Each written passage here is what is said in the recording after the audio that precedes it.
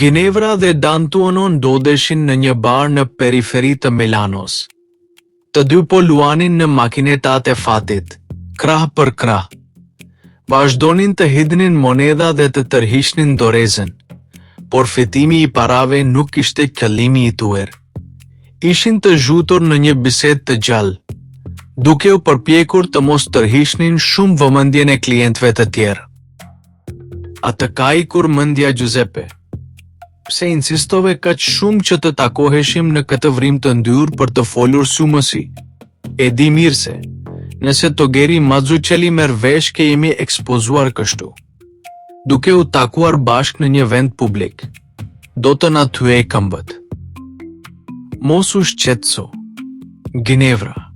Në fakt, ky është vendi më i sigurt për të folur. Njerëzit që vijnë në këtë bar janë të gjithë të marginalizuar. Ai vetmi mendim, i vetmi interes i tyre, është të fitojnë ndonjë monedhë. Ai mbajnë sut të ngulur të ekranet.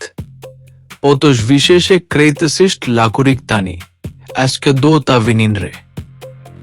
Dakord, mirë. Çfarë drejqin është kaq e rëndësishme sa duhet të më thuash?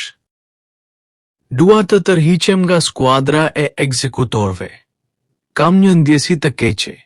Këtë herë do të na kapin. Diçka nuk shkon. Ka erë të dyshimt. Piazzale Loreto është tepër e ekspozuar. Dua të tërhiqem përfundimisht. Çfarë drejqin të ka zënë tani? Nuk ke pasur kur dyshime apo frikë më parë? Çfarë po të ndodh, Giuseppe? E di që është e pamundur derisa të rrëzohet administrata e qytetit. E di shumë mirë që kemi bërë një pak gjaku me princin. Sakristani e shikonte me ngulm makinën e lojrave të fatit para tij, me faqet paksa të skuqura.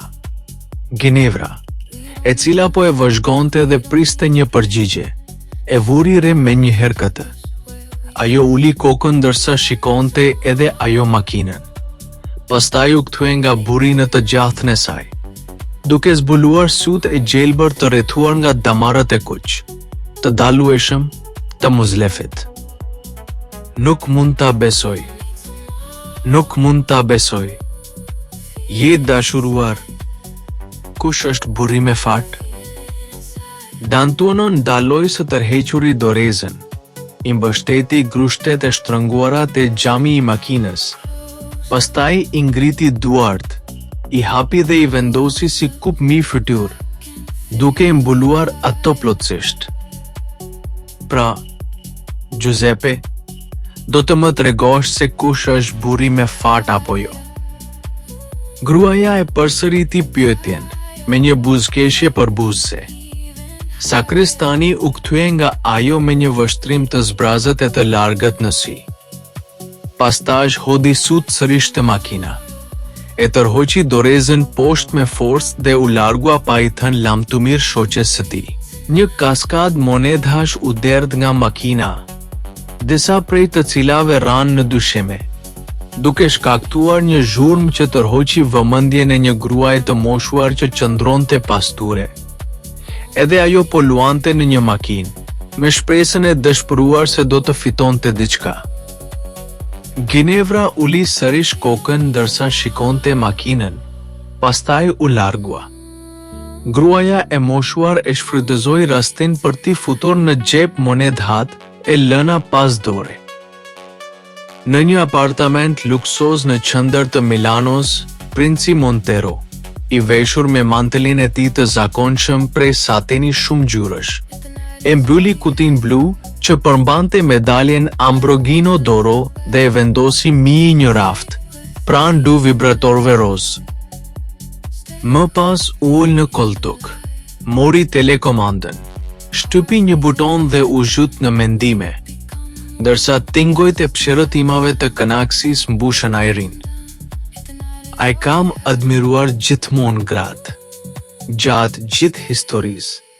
Ato kanë ditur të mbijetojnë duke bërë atë që din të bëjnë më së miri, të jenë prostituta.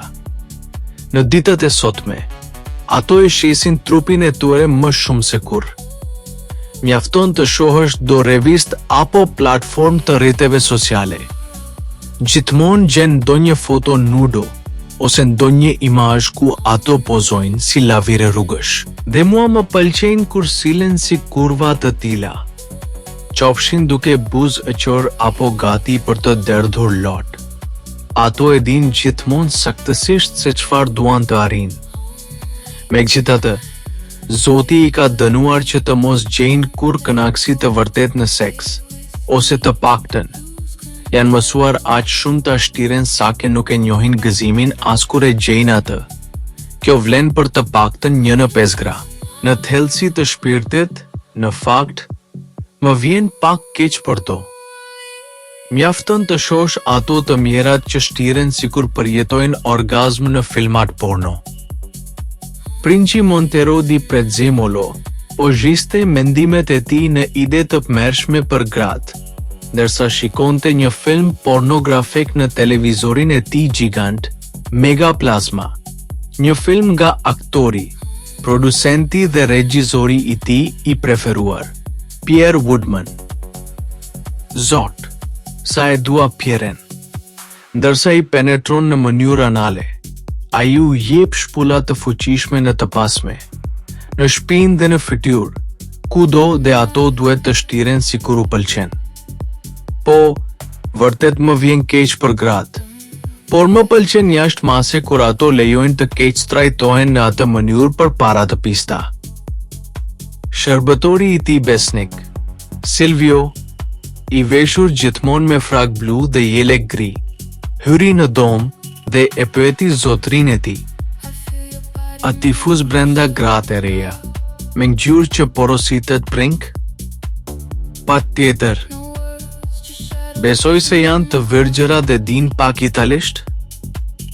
Po prink, dhe duken tamam si motra bengjek. Vina drejt për drejt nga Lampedusa, përmes kanaleve tona të zakonshme preferenciale.